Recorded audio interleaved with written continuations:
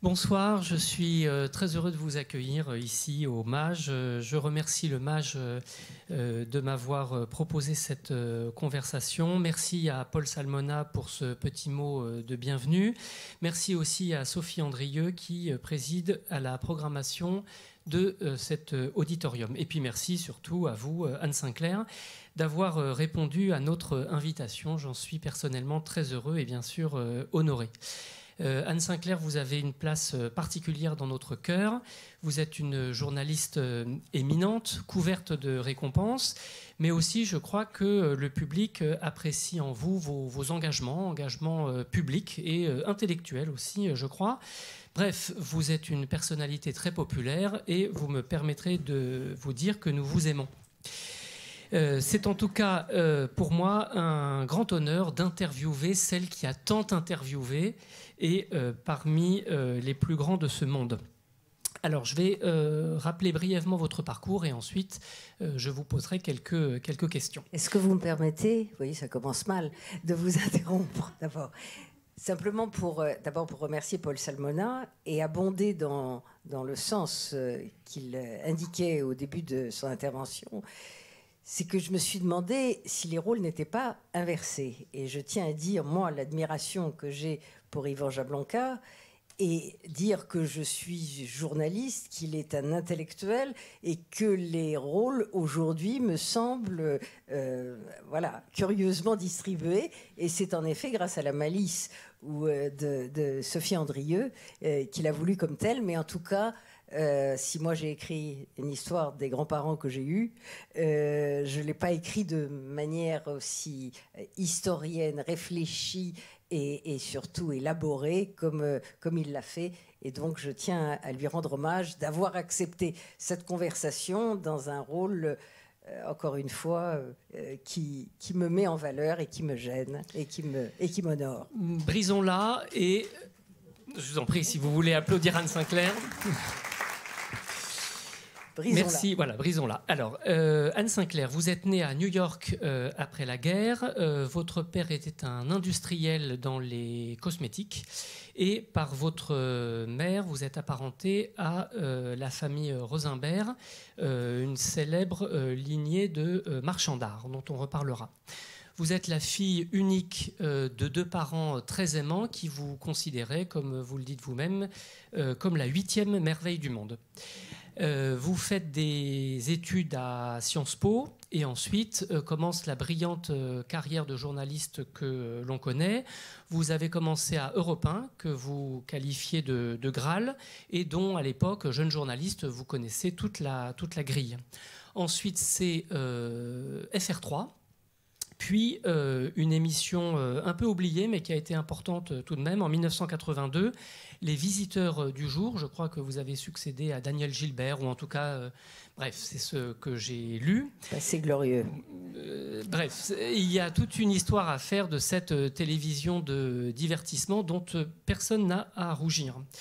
Et puis ensuite, bien sûr, l'épopée de 7 sur 7, à partir de 1984 et jusqu'en 1997, soit pendant 13 ans, et pour 500 émissions qui ont marqué leur temps. Et puis, vous ferez aussi une émission importante, Questions à domicile, à la fin des années 80. Par la suite, vous avez occupé des fonctions importantes dans le groupe TF1. Vous avez dirigé le site Huffington Post dans les années 2010, avec toujours, je vous cite, la passion de l'info. Et puis récemment, vous avez publié plusieurs livres chez Grasset, qui sont des livres d'introspection, des réflexions sur votre parcours, sur votre famille, et sur lesquels, bien sûr, nous allons revenir, mais je voudrais les citer dès maintenant. 21 rue La Boétie en 2012, La Rafle des Notables en 2020, et plus récemment, Passé composé en 2021. Alors, je voudrais vous proposer une conversation maintenant sur votre judéité, votre histoire familiale et aussi ce que vous souhaitez transmettre de votre parcours, de cette histoire. Et je voudrais commencer par la figure de votre grand-père maternel, qui est une figure importante de votre enfance, à laquelle vous rendez hommage dans votre livre 21 rue La Boétie. C'est Paul Rosimbert, donc ce marchand d'art, grâce auquel vous fréquentez Picasso. Vous avez même un portrait de vous par Marie Laurencin.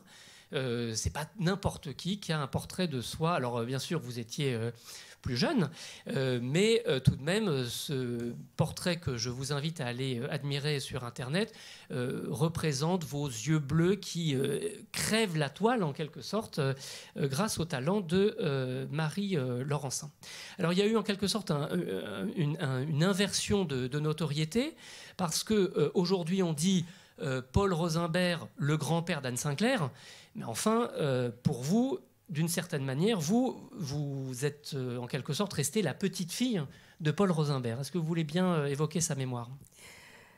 J'ai un peu connu ce grand-père jusqu'à l'âge de 11 ans, puisqu'il est mort en 59, j'avais donc juste 11 ans. C'était un vieux monsieur qui me faisait un peu peur, parce qu'il était maigre et très nerveux. Je le voyais comme un très très vieux monsieur, alors qu'il était au fond à peine plus âgé que je ne le suis aujourd'hui, quand il a disparu. Et c'était un grand monsieur, ce que je n'ai su qu'évidemment que plus tard. Mais il me traitait en grande fille.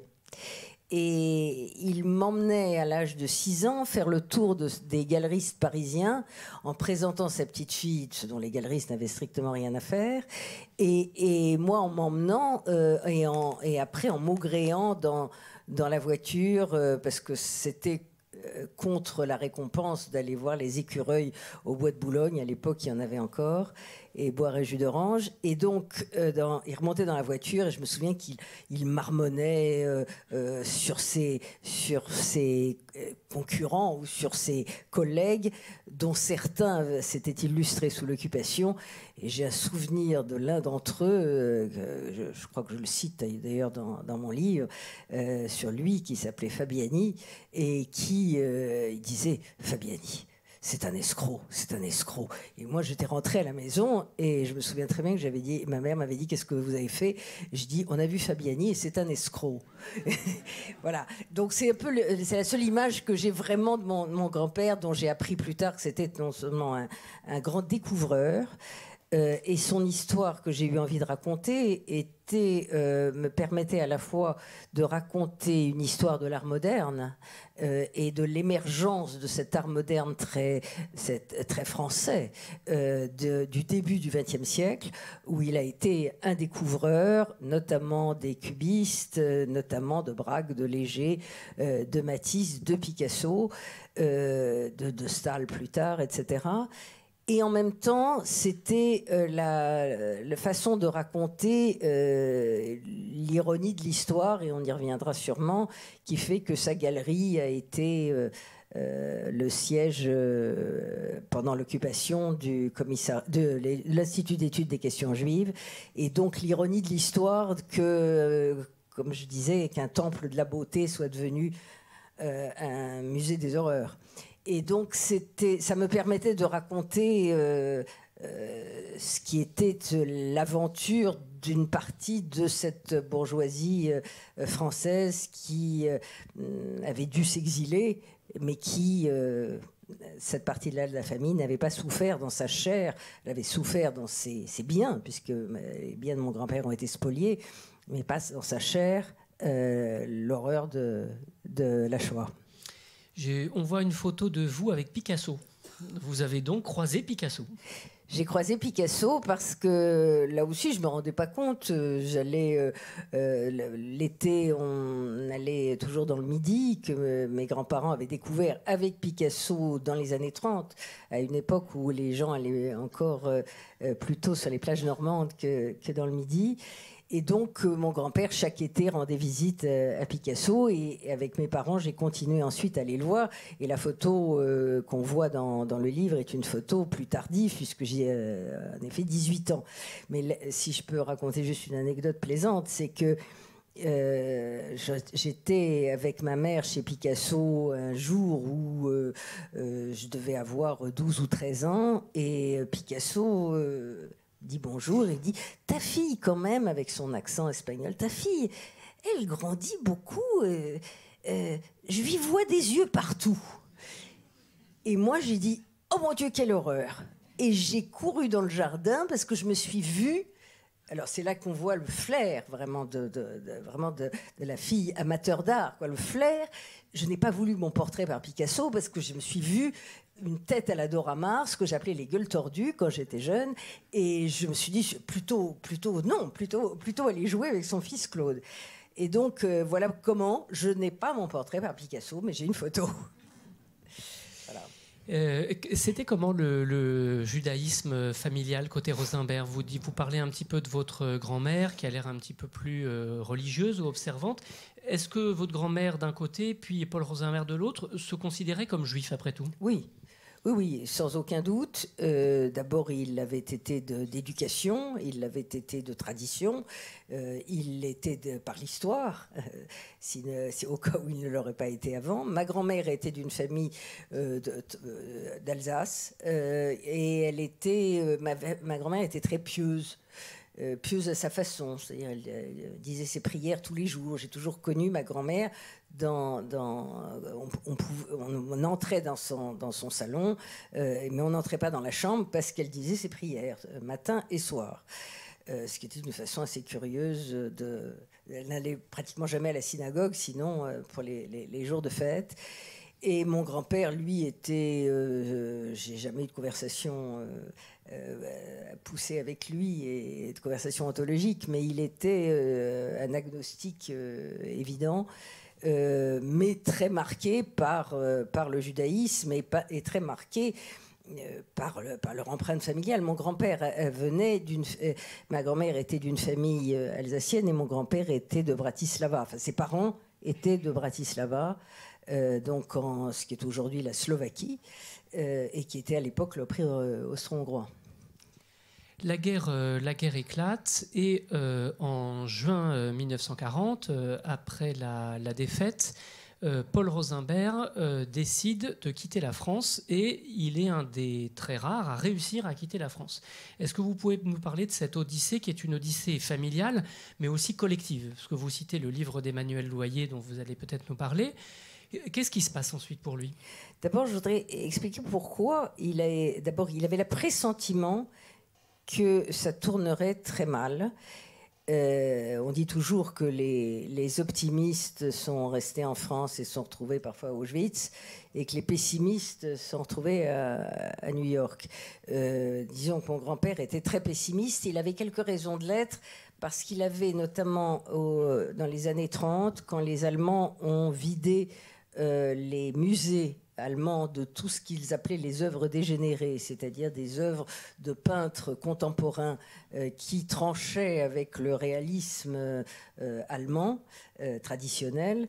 Il s'est trouvé sur le marché des œuvres absolument admirables. Et il y a une grande vente notamment qui a eu lieu à Lucerne en 1937, et mon grand-père avait fait une association des marchands de tableaux européens en disant: nous n'achèterons pas un seul de ces tableaux qui nous passeront sous le nez à des prix très intéressants, parce que ce serait donner de l'argent sous forme de bombes.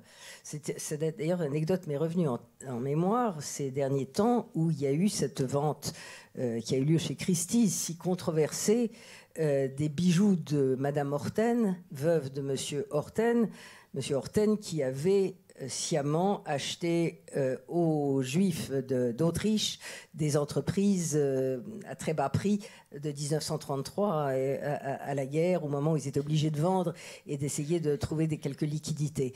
Et donc, c'était tout à fait exact que cette vente de Lucerne, où les marchands du monde entier se sont rués, des musées du monde entier, quelques musées français, américains et autres. Et mon grand-père avait bataillé pour que nul n'achète ces tableaux. Et il était donc sur des listes noires.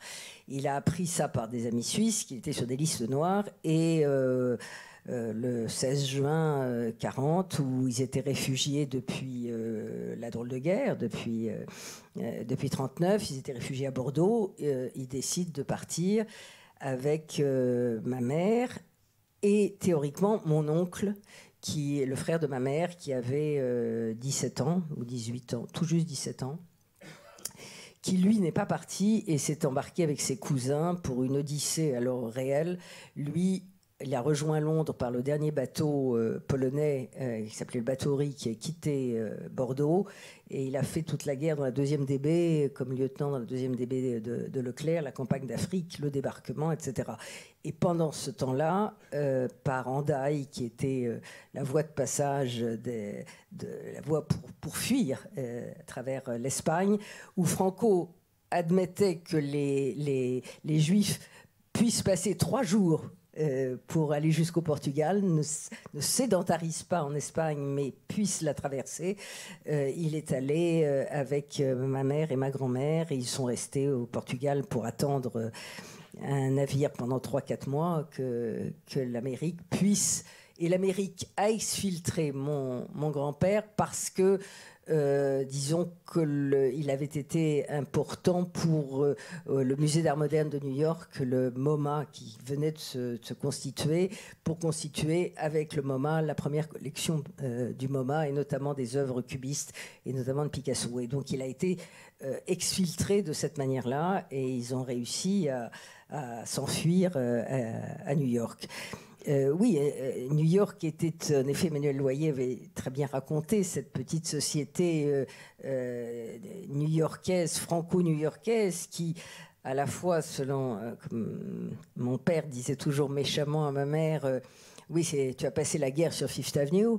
Ce qui était évidemment un raccourci, mais qui était vrai aussi. C'était la jeunesse de ma mère. Ma mère avait 20 ans, et c'était ces années les plus belles qu'elle a passées à la fois réfugiée et en travaillant pour un organisme gaulliste qui s'occupait de diffuser aux États-Unis la propagande gaulliste par rapport à la propagande giroudiste qui inondait généralement les États-Unis, notamment avant que Roosevelt entre en guerre aux côtés de l'Angleterre et des alliés.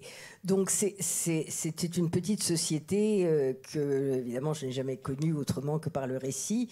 Et le musée de l'armée doit faire cette année, justement, toute une exposition sur ce qu'a été la guerre dans les communautés exilées à l'étranger. Et j'ai l'intention de leur donner quelques documents auxquels ma mère a travaillé. Il y avait ma mère qui était une gaulliste effrénée, avant de devenir plus tard une anti-gaulliste, comme quelques-uns ont eu ce parcours politique français. Et dans la galerie aux Imbert, au 21 rue La Boétie, il y a un nouveau locataire qui arrive. Ah oui, le nouveau locataire, était l'Institut d'études des questions juives, qui était un organisme de la propagande Staffel, qui était vraiment téléguidé par la Gestapo, par Dannecker, qui était le chef de la Gestapo en France. Et cet organisme, qui était un organisme français travaillant pour les Allemands, était différent du commissariat d'études aux questions juives, qui était une émanation du gouvernement de Vichy. L'Institut était un organisme de propagande qui a notamment, qui éditait, d'ailleurs à l'inauguration, il y a des photos et un film, et j'ai entendu le son que l'INA a conservé de l'inauguration, avec Céline qui était en majesté avec son vélo posé sur le bord du trottoir, et qui assistait à une conférence de Montandon qui expliquait le côté dégénéré, bien entendu, des Juifs. Et donc cet organisme a eu le triste privilège d'être l'organisateur d'une exposition abominable qui a eu lieu au Palais Berlitz en 1941, qui s'appelait « Le Juif et la France ». Donc vous avez sûrement vu beaucoup d'images, notamment ces images très hideuses, très, très caricaturales. Et le sous-titre en était « Comment reconnaître un juif d'un Français ». Moi-même, j'ai découvert ces images-là dans Le Chagrin et la Pitié de Marcel Ophuls, dans le film de 71. Et quand j'ai su que c'était en effet dans la galerie de mon grand-père que c'était fabriqué, les affiches, les slogans, les livres. J'ai été saisie par ce qu'on pourrait appeler au fond une ironie de l'histoire. Et ce qui est tout à fait étrange, c'est qu'à l'époque, on n'avait pas du tout le souci de conservation de la mémoire, des archives. Et à la Libération, quand mon grand-père est rentré en possession de son immeuble et a découvert dans les caves des publications, mais les plus abjectes qui soient, de livres et de fascicules de la collaboration la plus noire, ils ont déchiré, ils ont brûlé, ils n'ont pas gardé comme souvenir et comme témoignage comme archive, d'une époque, absolument, et comme témoignage d'une époque hideuse. Alors vous dites dans un de vos livres que vous aviez une certaine méfiance vis-à-vis de la branche maternelle, parce qu'il y avait quand même un peu d'argent, il y avait des relations complexes avec le monde des affaires, etc. Et vous dites que vous vous sentiez peut-être plus proche ou plus fier de la branche paternelle, et je voudrais que vous nous en disiez un mot. Alors, vous avez consacré à votre grand-père paternel, Léon Schwartz, un autre livre. Oui, comme j'avais dit à mon éditeur, heureusement que je n'ai que 2 grands-pères, parce que sinon, je leur promettais un avenir éditorial chargé. Donc maintenant, le devoir de petite fille est rempli, et je peux faire autre chose. Mais j'ai voulu écrire sur mon grand-père paternel parce que, justement, j'avais énormément de choses sur la mémoire historique du côté Rosenberg, du côté de ma mère. Et il me semblait injuste que du côté de mon grand-père, qui lui avait souffert beaucoup plus directement de la guerre, puisqu'il a été arrêté, et ce qu'on a appelé la rafle des notables, et miraculeusement non déporté, même s'il est mort des suites de cette arrestation, mais au moins il est mort dans son lit et pas dans une chambre à gaz. Et je trouvais injuste, parce que je n'avais pas de documents, de ne pas essayer de traduire ça. Mais comme je ne suis pas historienne, comme je ne sais pas faire ce travail-là, d'abord que je ne suis ni historienne ni romancière, donc je n'ai pas osé, à part la scène introductive où j'ai imaginé l'arrestation telle qu'elle avait dû se passer, puisqu'elle était au fond à peu près équivalente et semblable dans la plupart des familles juives de Paris. Je n'ai pas su, ou j'ai pas voulu romancer, et je n'ai probablement pas pu aller au-delà des maigres témoignages que j'avais, qui sont notamment, en effet, un dessin dont parlait Paul Salmona tout à l'heure, d'un jeune homme qui à l'époque est mort, lui, à Auschwitz, puisqu'ils ont tous été déportés, la plupart ont été déportés dans le convoi numéro 1, qui a été le premier convoi de déportation des Juifs de France, qui comprenait ces Juifs arrêtés dans la rafle des notables. Donc j'ai voulu, à travers mon grand-père, qui était, je vais dire un mot qui n'est pas, qu'il faut prendre en bonne part, mais ça a été une forme de prétexte pour moi, pour essayer de rendre hommage à ceux qui sont partis, à ceux qui ont subi ce sort-là, et notamment à quelques grandes figures admirables comme René Blum, comme Pierre Masse, comme d'autres.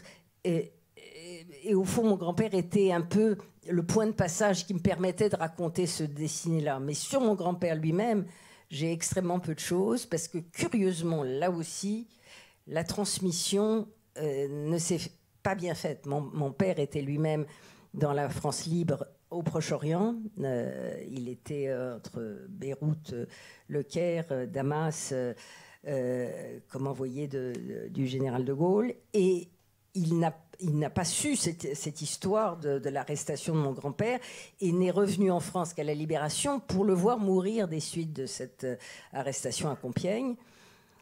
Et curieusement, cette histoire où il n'a pas posé de questions, où mon grand-père ne lui a pas raconté, où ma grand-mère, qui pourtant était là, n'a pas raconté dans les circonstances, Mais curieusement, j'en ai été dépositaire d'une histoire tronquée dont j'ai toujours cru que c'était la police française qui l'avait arrêté, alors que c'était la police allemande, que j'ignorais que c'était au camp de Compiègne, qui était un camp nazi à 100 km de Paris, alors que je le croyais arrêté à Drancy, comme la plupart des rafles. Et donc, mon père lui-même, qui a vu mourir son père, ne savait pas toute l'histoire.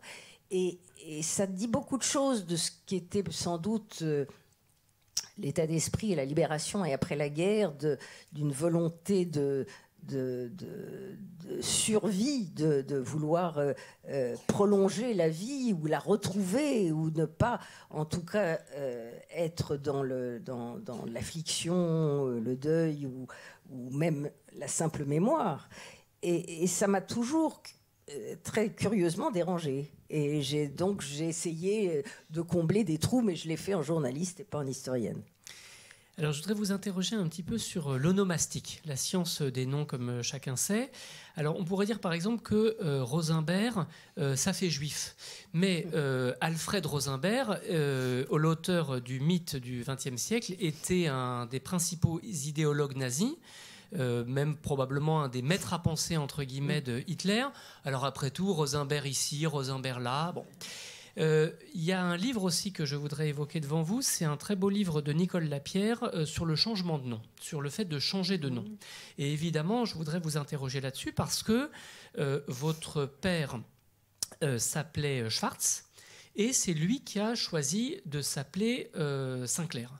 Alors Schwartz, ça fait un peu juif, Sinclair, ça fait pas trop juif, pour continuer là-dessus. Et vous dites à un moment dans un de vos livres que vous lui en avez un petit peu voulu, comme s'il avait renié une part de lui-même. Oui, j'ai compris pourquoi il l'avait fait. Il avait réussi à passer... il a eu un circuit compliqué pour aller au Proche-Orient.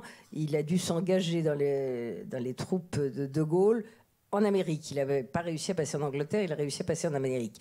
Et ses parents restant à Paris, il a voulu les protéger. Ça a été follement efficace, comme on voit. Et donc, il a pris l'annuaire de téléphone rapidement. Et les Sinclair, là-bas, c'est comme les Dupont en France. C'est extrêmement courant. C'est un nom d'origine irlandaise, je crois. Et donc, il a piqué au hasard en fermant les yeux sur la lettre S et c'est tombé là-dessus. Ça aurait pu tomber sur autre chose. Ça aurait pu tomber sur un nom juif. D'ailleurs, ça aurait été quand même un comble.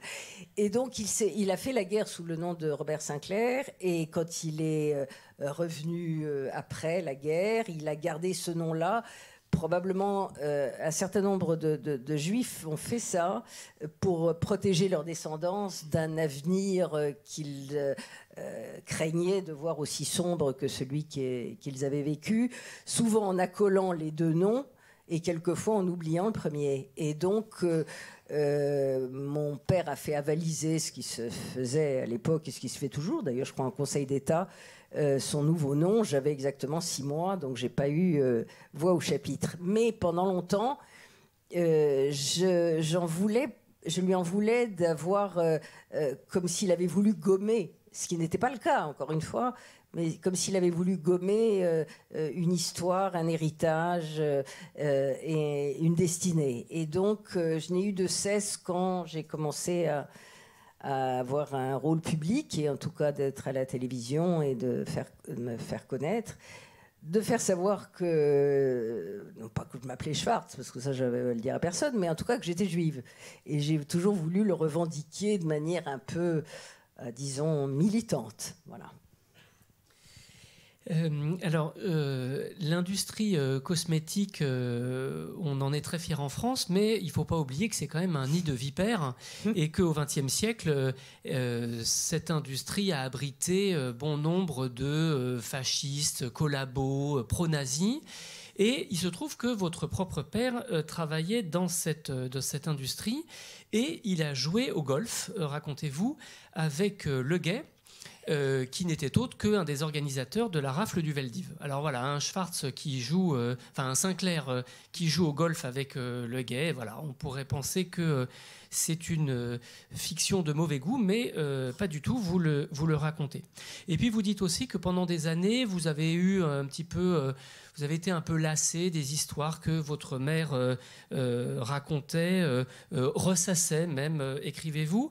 Alors j'ai envie de dire, entre le moment où votre père joue au golf avec Le Guet et le moment où vous publiez 3 livres mémoriels sur votre famille, il s'est passé quelque chose. Il s'est passé quelque chose dans votre vie, chez les Sinclair, mais il s'est passé aussi quelque chose en France.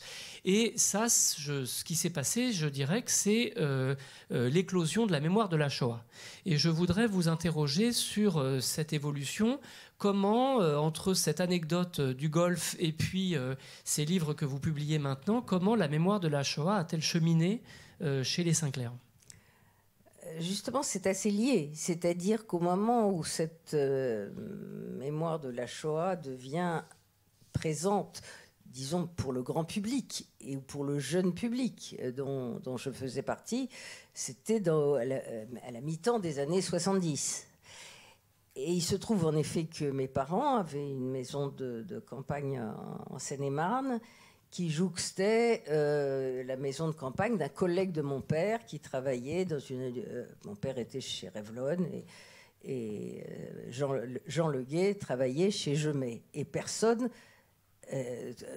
ne connaissait la véritable histoire de Jean Le Guet, pas plus que celle de son supérieur direct qui était Bousquet, qui à l'époque était président de UTA et qui siégeait au conseil d'administration d'UTA à côté d'Antoine Veil, qui ignorait qui était René Bousquet. Et le premier livre publié sur la rafle du Veldiv a été le livre de Claude Lévy, d'ailleurs auquel aujourd'hui Laurent Joly rend largement hommage, et que le livre de Laurent Joly qui est un excellent livre sur la rafle du Veldiv aujourd'hui, a modernisé beaucoup ce récit que Claude Lévy a été le premier à initier. Et ce récit paraît en bonne feuille dans le Nouvel Obs. Et ma mère dit à mon père, mais t'as vu, il parle d'un Le Guet, qui était en effet un des initiateurs, travaillant avec Bousquet et collaborant avec Auberg pour la rafle du Veldiv. Et mon père lui répond toujours désinvolte, tu sais, Le Guet, il y en a plein, j'allais dire comme des Sinclair. Et ma mère, qui était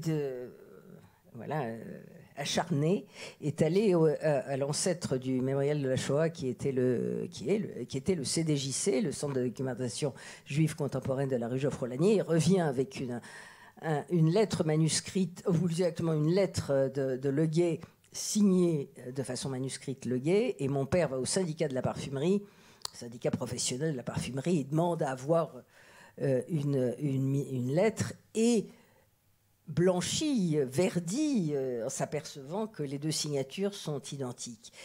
Et c'est une sorte de coup de tonnerre, de ciel qui lui tombe sur la tête, que ils n'étaient pas amis, mais c'était une connaissance. Nous étions allés en Israël avant la guerre des 6 jours comme premier voyage, donc en 65-66. Et Le Guet, qui venait prendre le thé après la partie de golf à Fontainebleau, avait dit « Ah, mais comme c'est intéressant !» Et mon père lui avait raconté ça.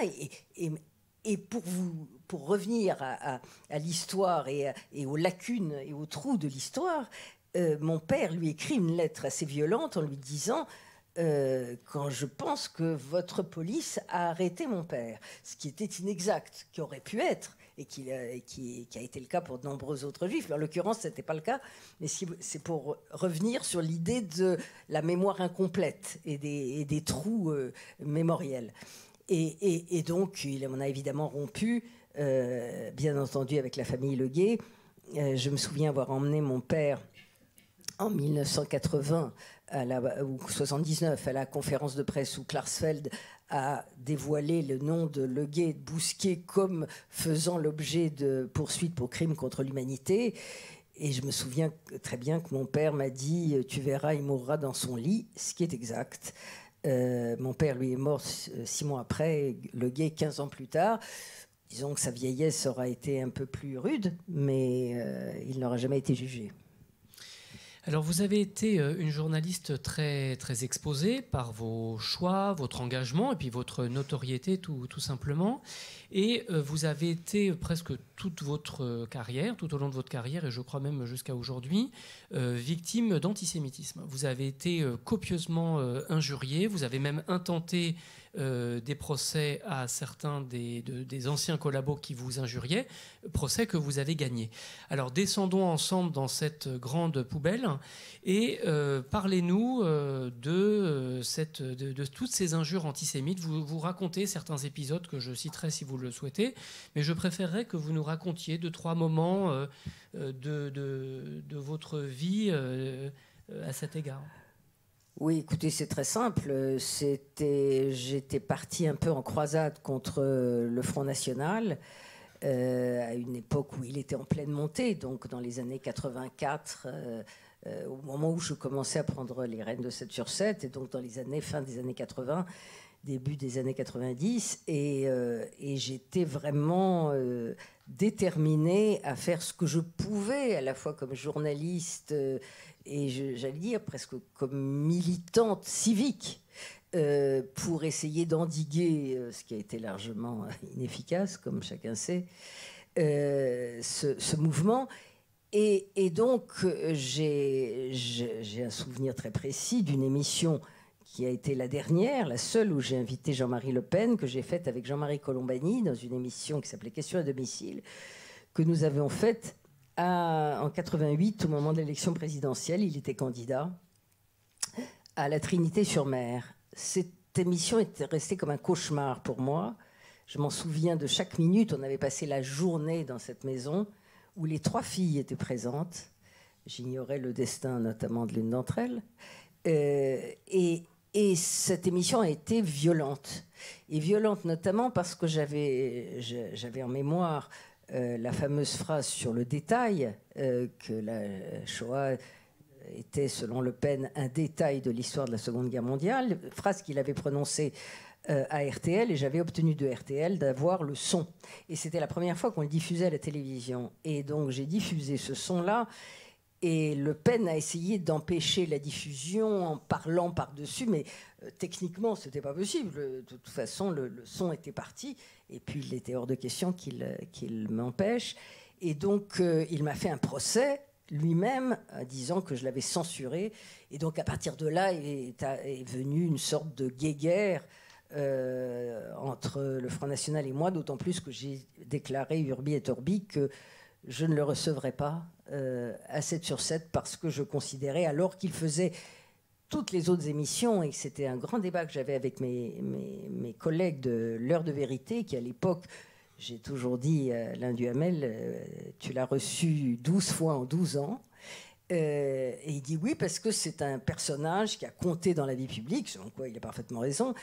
J'ai dit oui, mais moi j'ai pris le problème à l'envers et j'ai dit que je ne voulais pas lui donner cette tribune. C'était probablement un raisonnement inutile, inefficace, comme on l'a vu, et probablement qui augmentait la martyrologie dont il a pu se prévaloir. Il reste que je ne pouvais pas faire autrement parce que j'estimais que alors là, évidemment, la limite, cette théorie m'a toujours imprégnée et conduite dans le reste de ma carrière publique. C'est que je pense qu'il y a une difficulté pour un journaliste dans une démocratie à interroger quelqu'un qui se trouve aux franges, aux marges de la démocratie. Parce que le journaliste n'est pas à égalité avec l'homme public. Et autant dans un débat à égalité, on peut rester pendant longtemps sur le même terrain sans lâcher de terrain, un journaliste ne peut pas. À un moment donné, il doit laisser la place à d'autres questions, il doit rompre, au sens presque duellistique du terme, pour avancer. Et il aurait été incompréhensible que je n'interroge pas Le Pen comme j'interrogeais les autres personnages publics. Et l'interroger comme les autres était, à mon sens, le banaliser. Et donc, pour éviter ce dilemme dont je n'arrivais pas à me sortir, j'ai décidé de refuser de l'interroger, ce qui a été vu beaucoup comme un caprice, notamment par mes patrons de l'époque, qui me l'ont accordé parce que l'émission marchait bien, était puissante et avait du renom, et donc ils me l'ont accordé comme une fantaisie, mais qui était très profonde chez moi, de la même manière que j'ai refusé d'interviewer Saddam Hussein, qui avait demandé à faire un 7/7 au moment de la première guerre d'Irak, ou Fidel Castro, qui avait fait la même demande. Mais je reconnais que c'est un sujet qui, journalistiquement, on ne va peut-être pas s'apesantir là-dessus, mais qui, journalistiquement, est très difficile à défendre, parce que qui fait qui met le curseur, qui décide que tel ou tel est démocrate ou pas. J'ai interrogé le roi du Maroc. Le roi du Maroc n'était pas un démocrate. Le père de l'actuel, Hassan II, n'était pas un démocrate. Et je l'ai même interrogé assez brutalement sur des faits répréhensibles, notamment en ce qui concerne les droits de l'homme. Mais qu'est-ce qui fait qu'aujourd'hui, on dit un tel, on peut l'interroger, ou un tel, on ne peut pas? Aujourd'hui, la vulgate journalistique, c'est que le journaliste doit interroger tout le monde. Je pense qu'il il est très difficile d'interroger un dictateur, sinon on lui permet de lui faire passer son message. Oui, mais enfin, bon, si je peux vous provoquer sur ce point, si 7/7 existait encore aujourd'hui, je pense que vous seriez presque obligé, entre guillemets, en tout cas la pression serait telle que vous seriez obligé de recevoir Marine Le Pen, même si Marine n'est pas Jean-Marie. Bien sûr, mais je reconnais cette contradiction moi-même, et je dis qu'aujourd'hui, il est évident que je recevrai Marine Le Pen. Même si le Front National et le Rassemblement National ont une homogénéité évidente, et que l'histoire constitutive de ce mouvement est celle qu'on connaît, il reste qu'aujourd'hui, elle n'est pas coupable Jean-Marie Le Pen avait été condamnée par les tribunaux pour négationnisme, pour antisémitisme. Elle-même, elle en est bien consciente, fait tout ce qu'elle peut pour éviter ces écueils-là. Et aujourd'hui, au contraire, elle en rajouterait dans son philosémitisme, puisqu'il lui permettrait de pouvoir être anti-arabe plus facilement. Donc le problème est très compliqué, et aujourd'hui je reconnais, et je suis ravie de ne pas avoir à le faire, mais si je devais faire 7/7 aujourd'hui, je recevrais Marine Le Pen. Alors on parle des Le Pen, mais les injures antisémites que vous avez subies nous rappellent qu'il y a encore plus antisémites, s'il est possible, et encore plus pro-nazis que Jean-Marie Le Pen dans les années 80-90. Par exemple, vous avez fait un procès contre François Brignot, qui est un ancien collaborateur et qui a donc échappé au peloton dans les années d'après-guerre, mais il était encore vivant pour vous traiter de boulangère azime. Oui, et de charcutière cachère.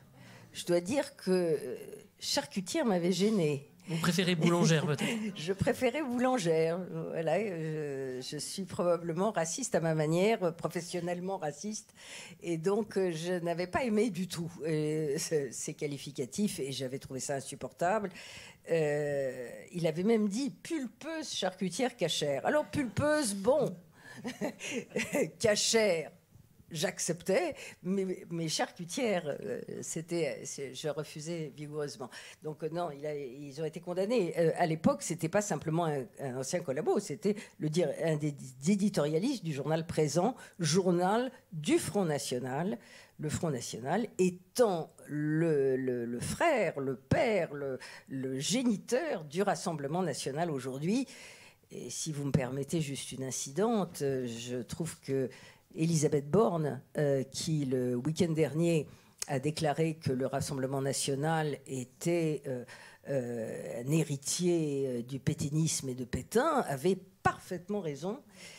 Et j'ai mal compris que le président de la République la recadre, à la fois, sur cette formule journalistique, la recadre à la fois dans le fond et dans la forme.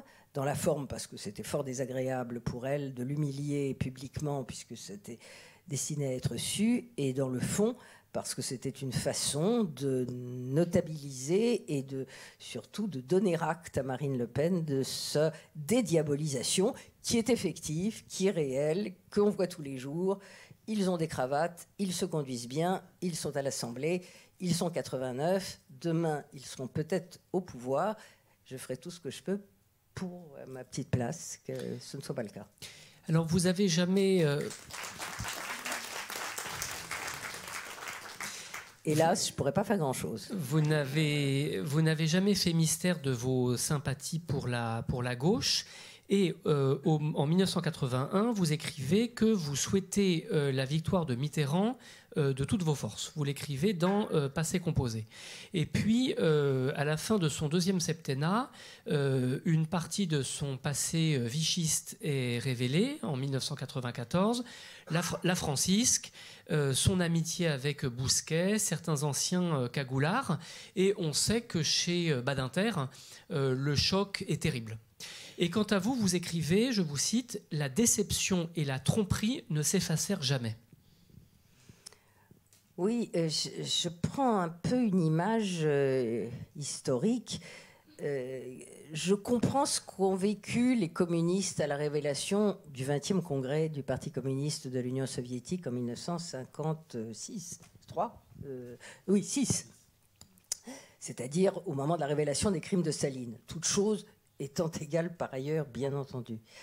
Ce dont j'en ai voulu à Mitterrand, c'est pas tellement d'avoir été vichiste, c'est pas tellement d'avoir été à Vichy, d'avoir eu la Francisque. Tout passé, après tout, peut être dépassé, et tout passé se cautérise avec le temps. Là où je lui en ai voulu, c'était dans la permanence de son attachement.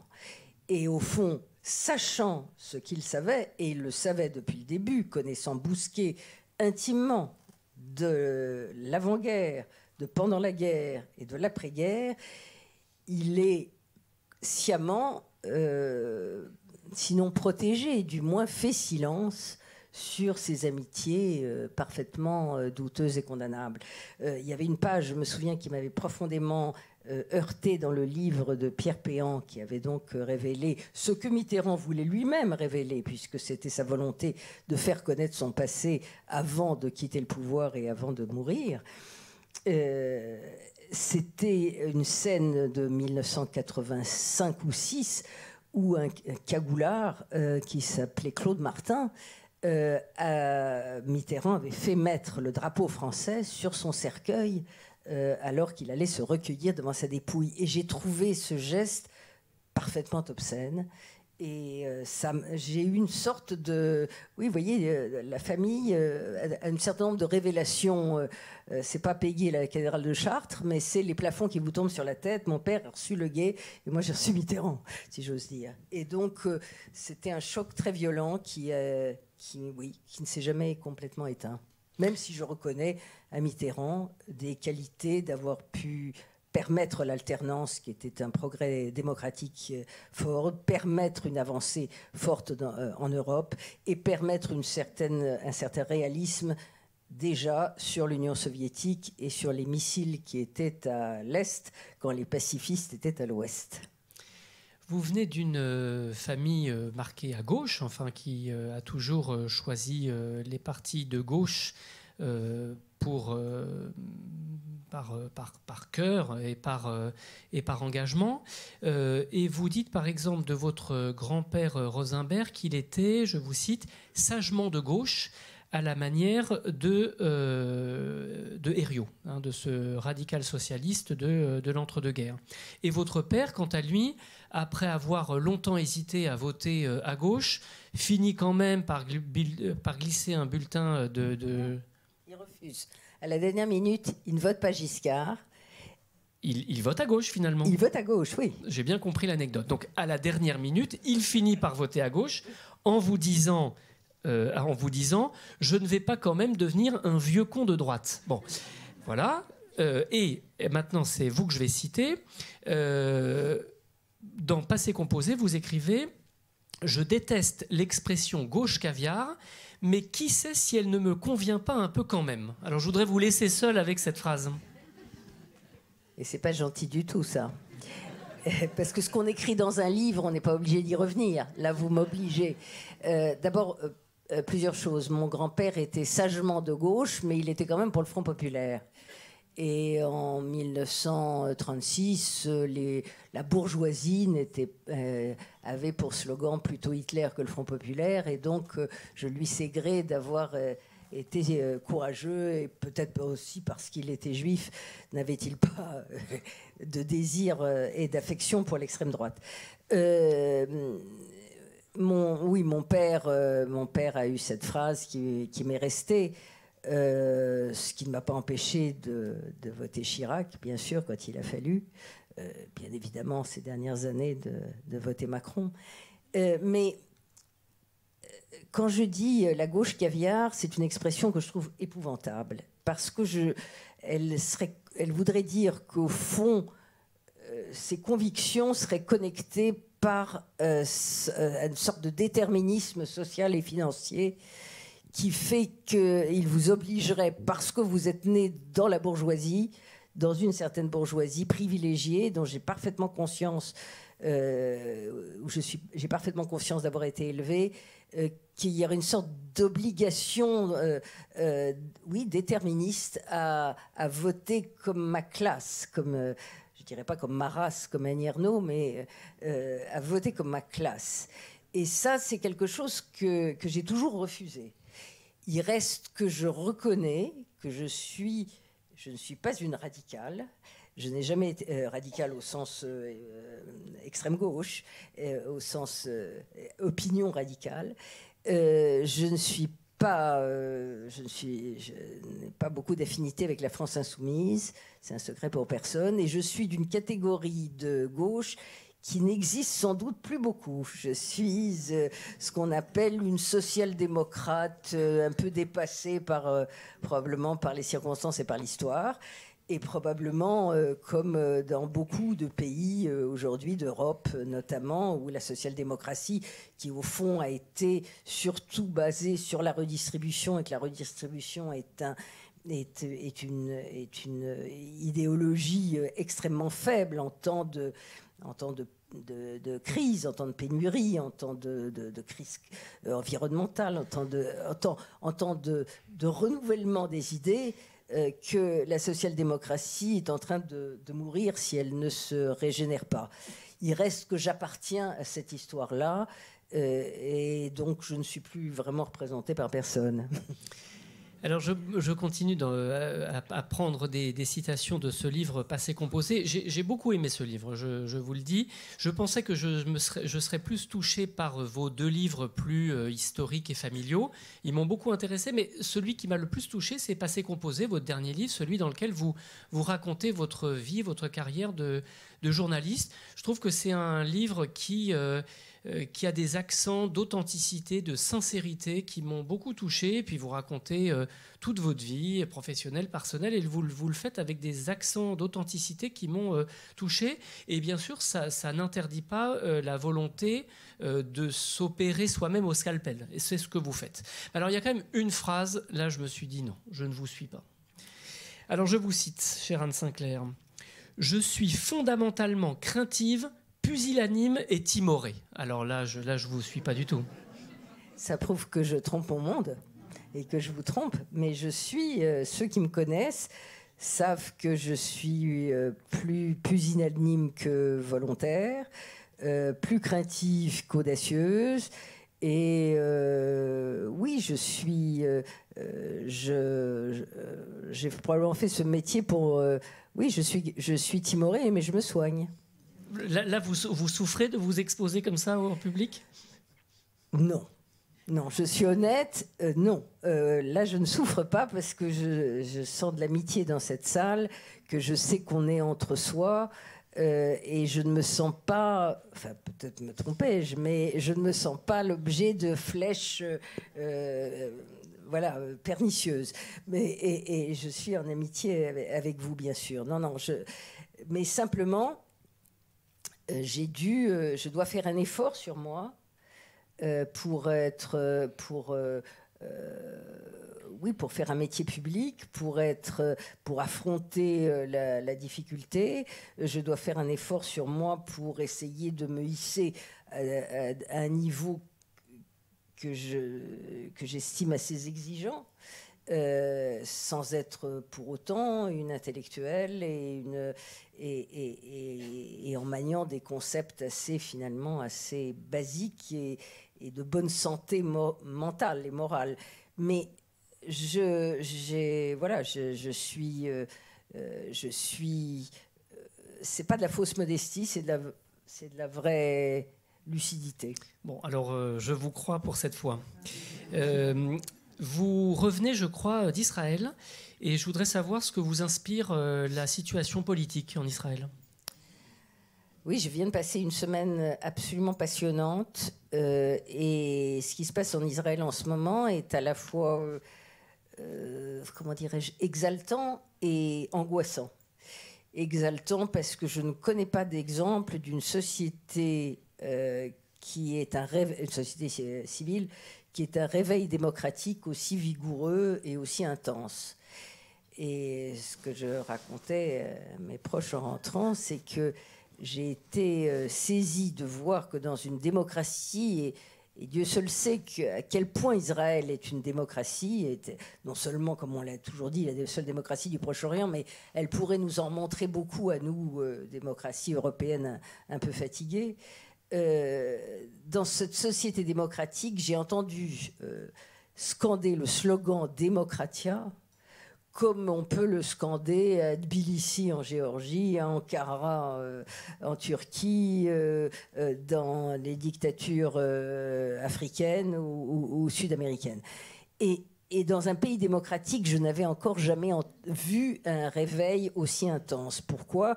Parce que le projet de loi, je peux le dire parce que je l'ai écrit et que je le pense, est un projet de loi scélérat qui vise à supprimer la liberté et l'indépendance du pouvoir judiciaire. Il faut savoir que le fameux équilibre, cher à Montesquieu, existe en Israël, que le pouvoir législatif et le pouvoir exécutif, c'est la même chose, puisque le gouvernement est l'émanation de la majorité à la Knesset, au Parlement israélien, et que donc le seul contrepoids, c'est le pouvoir judiciaire. Et la volonté de la mainmise sur le pouvoir judiciaire est un crime contre la démocratie, contre l'état de droit.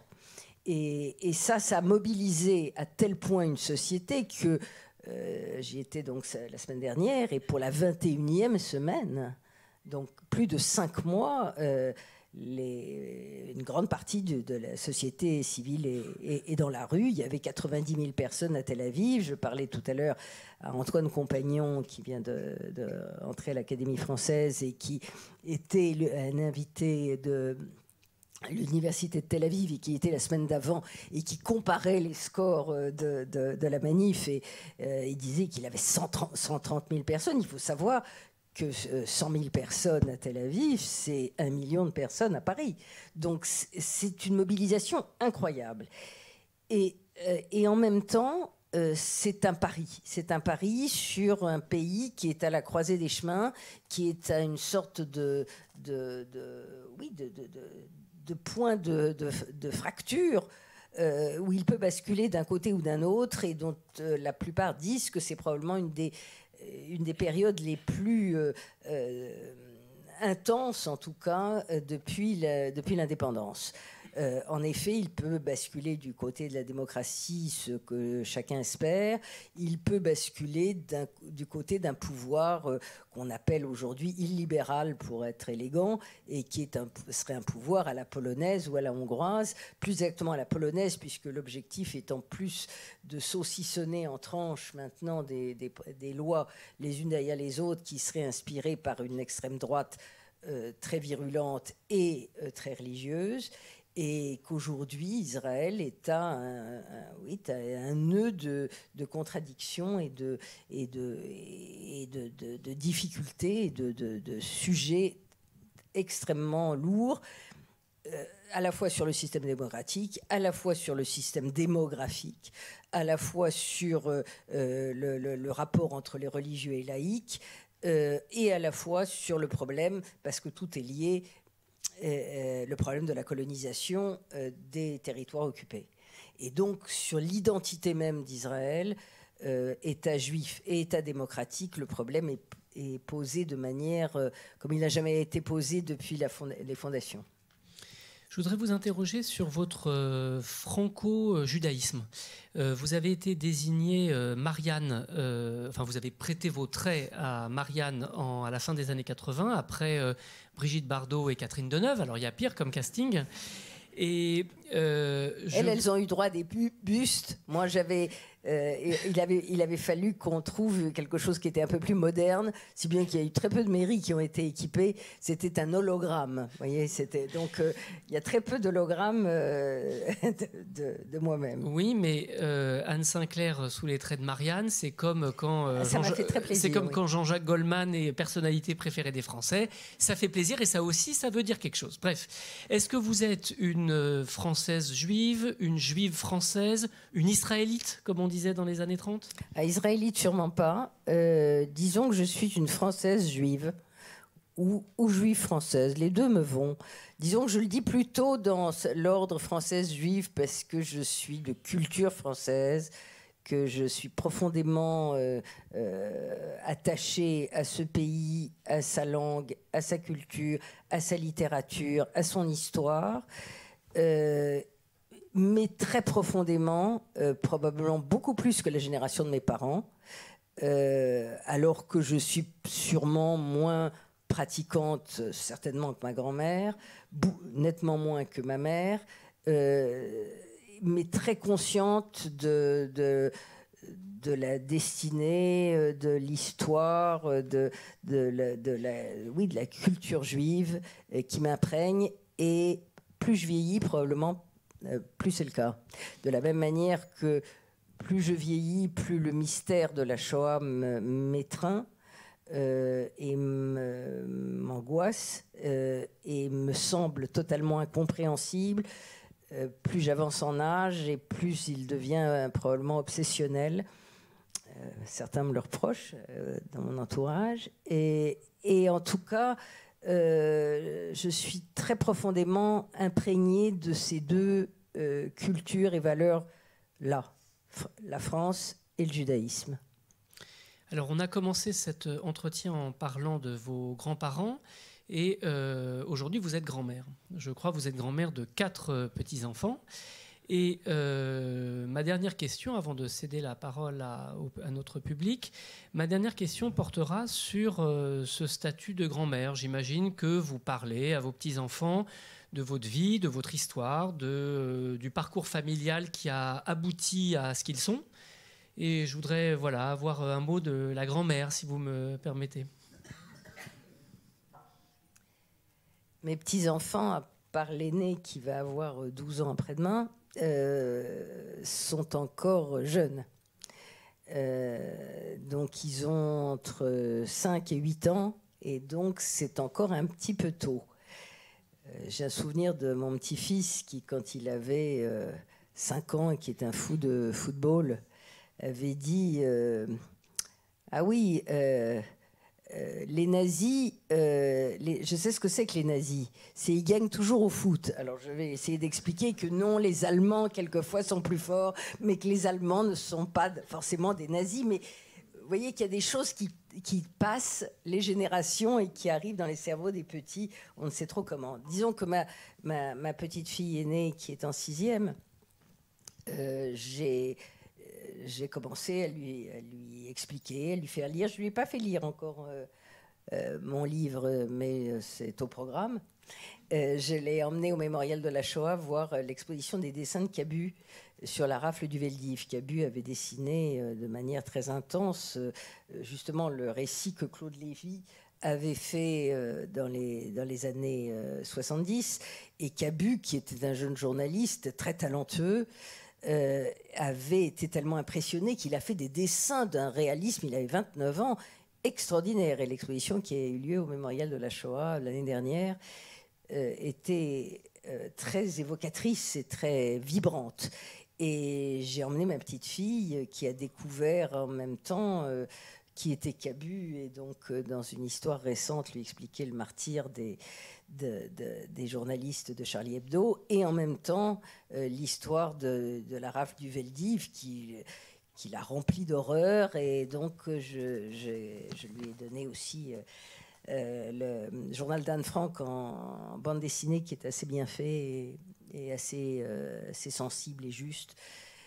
Toute la difficulté, c'est de savoir à partir de quand on commence à les sensibiliser. J'essaye, je suis un peu freinée par les parents qui ont toujours peur que j'en fasse un peu trop, donc je fais attention, je prends des précautions d'usage que prennent les grands-mères. Et voilà, mais j'ai bien l'intention de leur expliquer qui ils sont, d'où ils viennent. Et la plus jeune, qui a 5 ans, m'a déjà dit « Je ferai ma bat mitzvah ». Je dis « Ah bon ? Et pourquoi ?» « Parce que je voudrais des cadeaux. » Je dis « D'accord, j'ai tout compris. » Donc il y a du chemin à faire, et il y a de l'éducation à faire. Voilà, la transmission est quelque chose de très important pour moi. J'ai le sentiment que mes parents m'ont transmis un peu, mais pas assez. Je ne suis pas sûre d'avoir été une mère qui ait transmis suffisamment. Peut-être en tant que grand-mère, je me fixe cette borne à dépasser. Vous y arriverez très bien, j'en suis sûr. Alors on a quelques instants encore pour des questions qui viennent de vous, cher public. Le micro circule et vous pouvez poser des questions à notre invité. Pour relier un petit peu les deux sujets, je n'ai pas souvenir, moi qui étais assidue à regarder vos émissions 7 sur 7, je n'ai pas souvenir, mais vous allez pouvoir éclairer ma lanterne, si vous aviez reçu Jean-Jacques Goldman à 7 sur 7. Et je voulais savoir s'il avait été approché, s'il avait été, voilà, s'il y avait quelque chose autour de effectivement de Goldman, effectivement, une 7 sur 7. Je vous remercie. Non, je n'ai jamais fait de 7 sur 7 avec Goldman parce qu'il aurait refusé. En revanche, dans cette émission que citait Yvan Jablonka au début, qui a duré 6 mois parce que je ne remplissais pas les critères d'audience qui avaient été ceux de Daniel Gilbert, et on n'avait pas exactement le même profil. Et donc, j'ai fait un échec absolu dans cette émission. Un jour, on m'a parlé d'un jeune chanteur qui sortait son nouveau disque et qui s'appelait Jean-Jacques Goldman.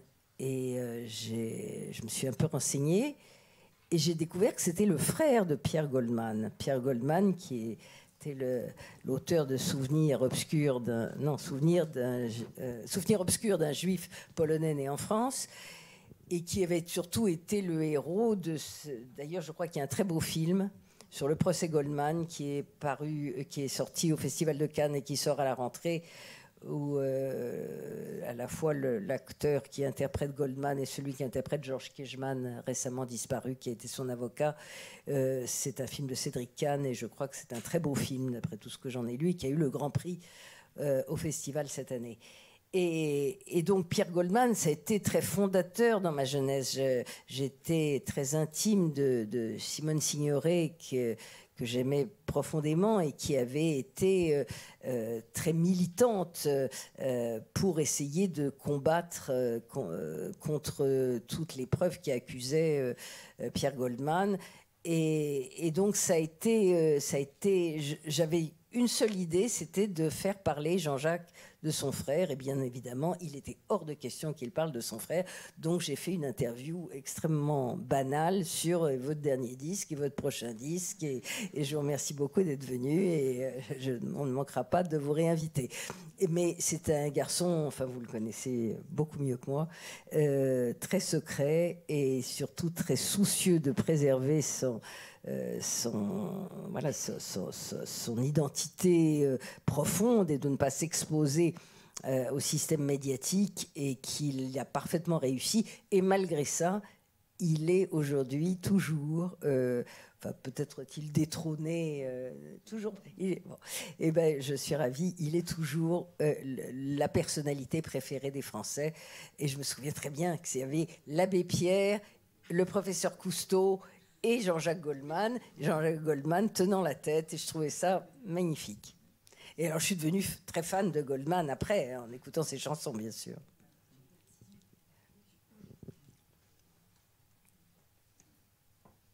d'abord, je vous remercie beaucoup. Pardon, je fais ça parce que je suis éblouie par la lumière. Ouais, je vous remercie beaucoup pour ce magnifique témoignage.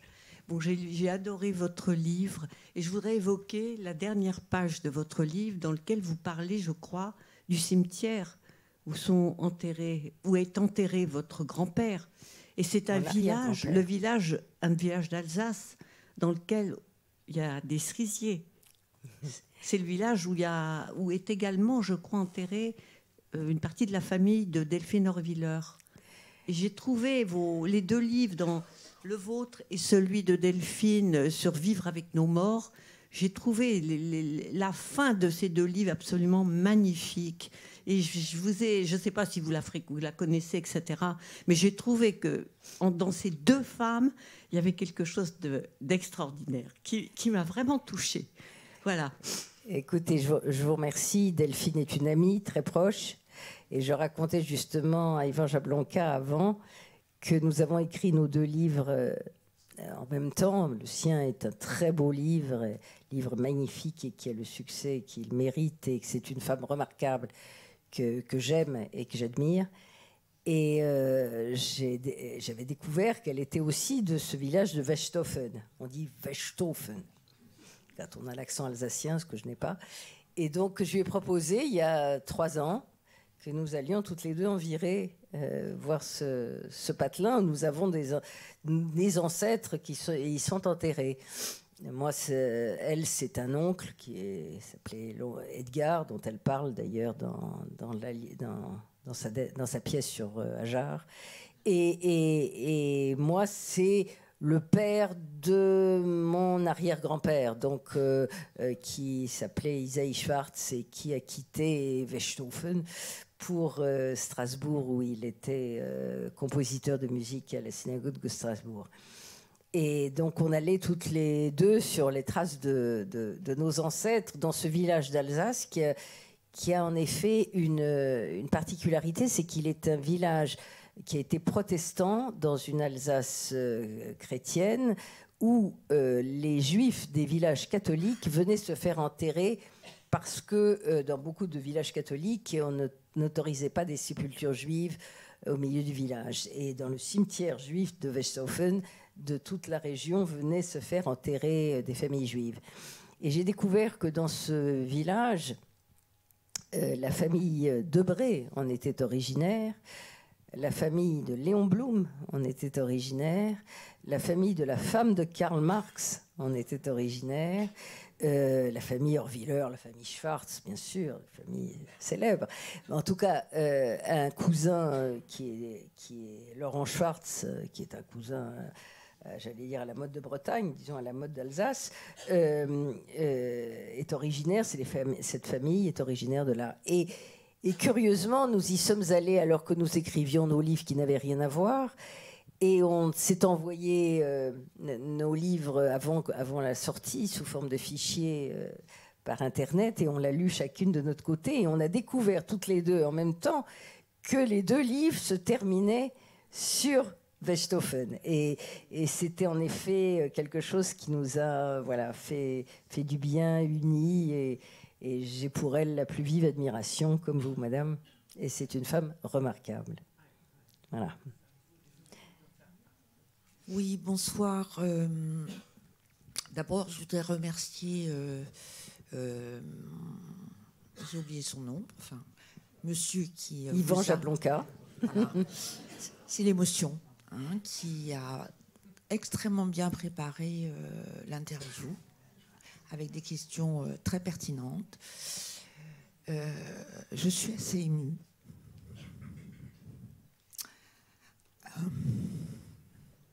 Je suis ravie d'être venue à cette conférence.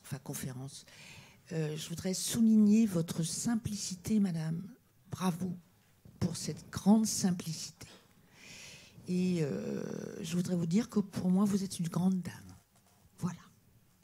Écoutez, vous me touchez beaucoup. Vous touchez ce que j'appelle ma pudeur, qui est toujours un peu gênée de découvrir ce genre de phrases. Moi, j'ai jamais été j'ai jamais été impressionnée par quiconque, sauf par les intellectuels. Je disais tout à l'heure à Sophie Andrieux. Et en fait, je suis toujours étonnée, surprise, émue quand j'ai des témoignages de ce genre, parce que finalement, voilà, je suis une journaliste, j'ai fait mon métier, sans doute quelquefois avec passion, parce que je suis de tempérament un peu passionné, vous l'aurez remarqué, mais voilà, je suis jamais qu'une journaliste qui ait fait son travail et qui ait témoigné sur son histoire, qui est d'une banalité effarante. Et voilà, j'ai eu, voilà, chacun son lot d'épreuves dans la vie. J'ai eu quelques épreuves, mais beaucoup moins que des tas d'autres. Et donc voilà, je mérite, je reçois ces compliments avec le rouge au front, mais avec le sentiment qu'ils sont voilà, un peu immérités. Mais merci beaucoup.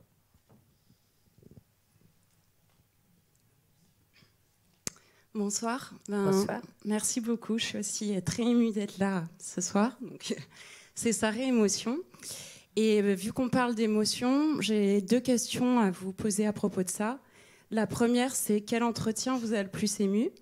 Et la deuxième, c'est quelle personne vous a le plus ému ? Est-ce que vous avez une mère spirituelle ou un père spirituel ? Voilà. Je vais d'abord répondre à la deuxième question. Mère spirituelle, je ne sais pas. Peut-être banalement, je dirais Simone Veil, parce que j'avais pour elle beaucoup d'amitié et beaucoup de respect, et que c'était une grande dame courageuse. Et je voudrais dire d'ailleurs un mot sur le courage, qui me semble la vertu qui, moi, me fait le plus d'émotions, puisqu'on parle d'émotions et de bien. Je pense que les gens intelligents, il y en a des paquets, et que l'intelligence du cœur, le courage, la sensibilité, l'intérêt pour les autres, et pour moi des qualités beaucoup plus intéressantes qui méritent l'intérêt beaucoup plus que l'intelligence. Le père spirituel, oui, j'en ai un, qui m'a donné le goût de la vie publique, de l'engagement public, de la res publica au sens de la chose publique. C'est Pierre Mendès France. J'étais très jeune, j'ai découvert Mendès après beaucoup de monde, et tardivement, j'ai eu 20 ans en 68, et donc j'ai découvert Pierre Mendès France à l'automne de sa vie. Et donc j'ai appris qui il était, et j'ai découvert un homme dont j'ai trouvé que le discours sur l'exigence morale, sur la volonté de dire la vérité, sur la non-compromission, ce qui n'empêche pas le compromis, qui lui est acceptable, mais la compromission est détestable, et surtout sur une exigence de respect de ce qu'on doit faire, de ce qu'il faut faire et de ce à quoi il faut être fidèle.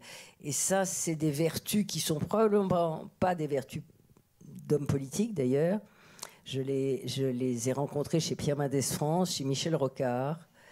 Ce sont d'ailleurs des exemples de vie publique, encore que Rocard aurait pu avoir une destinée présidentielle. Il a été Premier ministre. Pierre Mendès France a été très peu au pouvoir. Il a été au pouvoir 7 mois et 17 jours, ce qui est très court, et sans doute parce qu'il n'était probablement pas un véritable homme politique, et qu'il était plus un penseur de la vie publique et un moraliste de la vie publique, plus qu'un véritable homme politique. Et c'est quelque chose qui ne m'a jamais quitté, c'est cette exigence-là qui est si rare et qu'on retrouve si peu. Ah oui, la question du début, c'était, pardon, l'émission.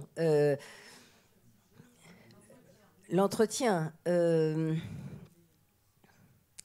Là, j'ai eu assez peu d'émotions dans ces entretiens. J'ai eu de l'intérêt, j'ai eu de la passion, j'ai eu de la découverte, j'ai eu un peu l'intérêt d'un piéton qui voit passer l'histoire un peu sur le bord du trottoir.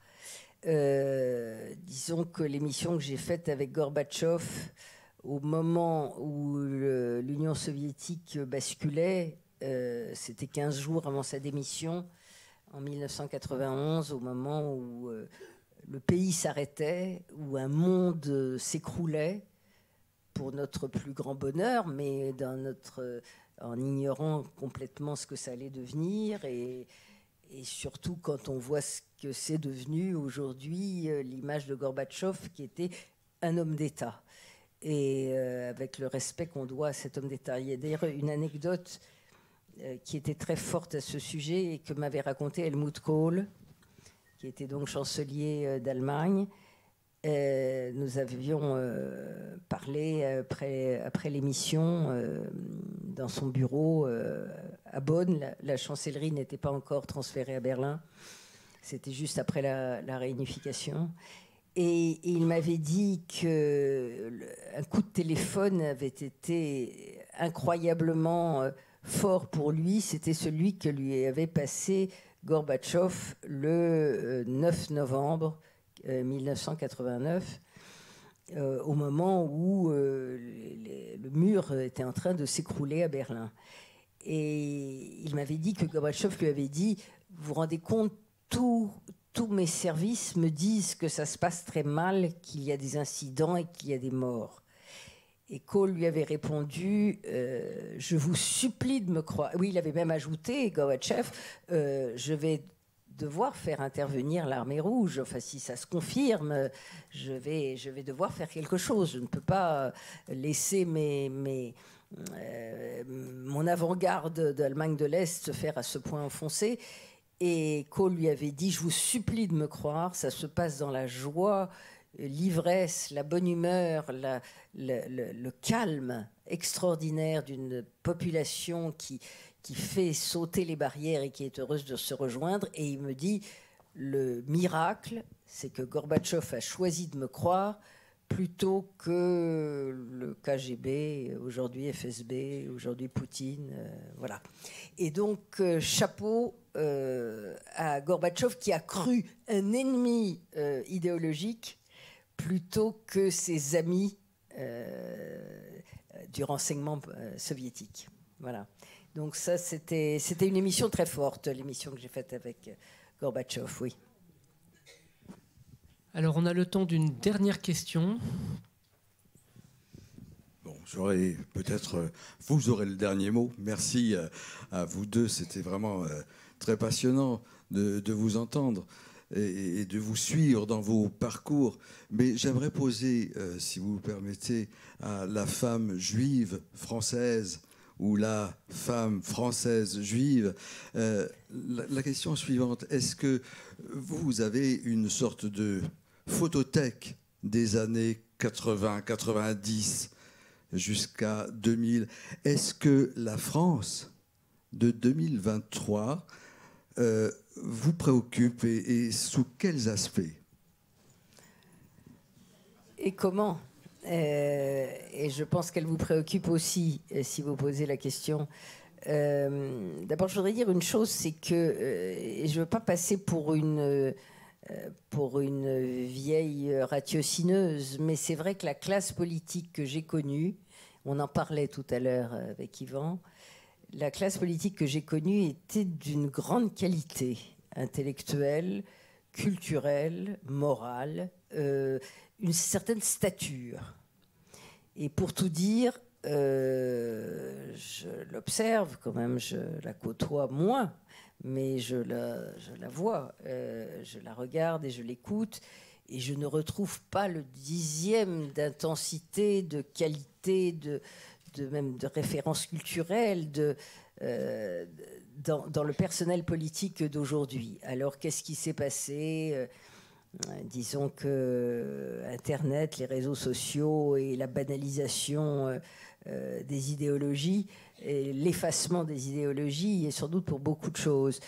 Mais c'est vrai que je racontais cette anecdote à Yvan Jablonka, que je dis d'ailleurs dans mon livre, c'est que je me suis aperçue en refeuilletant à l'envers cette photothèque dont vous parlez, que je me disais que Charles Pasqua, qui était pour moi prototype du roublard, d'un ancien gaulliste dur, d'agent qui est d'ancien du SAC, etc. Et je me disais, c'est au fond un adversaire politique de tout ce que je pense et ce que je crois. Eh bien, Charles Pasqua, il avait de l'allure. D'abord, c'était un résistant. C'était donc un passé dont il était conscient. Et ce que je disais tout à l'heure, de ce que je pense est une faute de quart du président de la République d'aujourd'hui, de ne pas avoir compris que même si la condamnation du Front National ou du Rassemblement National avec les mots des années 90 n'est pas suffisante aujourd'hui, qu'il faut démontrer l'inanité de sa pensée, l'inefficacité des solutions qu'il ou elle propose, il reste que la conscience de l'héritage historique me semble indispensable pour aujourd'hui gouverner un pays, et ça me semble se diluer à une allure considérable. Donc oui, cette photothèque m'impressionne quand je la regarde à l'envers, alors qu'elle ne m'impressionnait pas beaucoup sur le moment. Et par ailleurs, la situation de la France, oui, m'inquiète infiniment, parce que je pense aujourd'hui que disons que les Français ont le sentiment d'avoir essayé la droite, d'avoir essayé la gauche, d'avoir essayé le centre, et que je crains beaucoup qu'ils veuillent essayer l'extrême droite, et que pour moi ce serait une véritable tragédie et catastrophe pour la France, même si on a le sentiment qu'on pourrait s'en accommoder, parce qu'on s'en accommode en Italie, qu'on s'en accommode en Suède, qu'on s'accommode partout. Je pense que la France, pays des Lumières, qui basculerait dans ce qui est pour moi l'anti-lumière, serait une tragédie intellectuelle et morale. Pour le coup, une défaite intellectuelle et morale, pour reprendre une formule célèbre, de la France, et ce serait une catastrophe. Donc oui, ça m'angoisse énormément, et je ne vois pas aujourd'hui, alors je suis... selon vieil adage, je suis une ashkénaze pessimiste, c'est-à-dire deux fois pessimiste, mais je ne vois pas aujourd'hui ce qui pourra ou pourrait arrêter. Et donc je vois ça comme une pente inexorable. Et je crains infiniment ça. Je pense que la gauche n'existe plus, en tout cas qu'elle est émiettée avec une extrême gauche qui est excessive, violente, qui se déconsidère tous les jours par ses excès et de langage et de position. Et je crains beaucoup une évolution. Oui, je suis assez pessimiste sur le devenir, et ça m'ennuie de conclure cette soirée là-dessus et de vous laisser repartir dans la ville avec cette impression. Donc, en fait, il faut se battre, quoi. Voilà. Donc, merci beaucoup. Il faut lutter. Merci à vous. Merci, Yvan.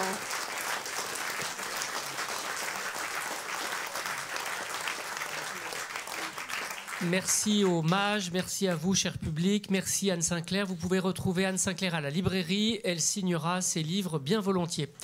À bientôt. Merci.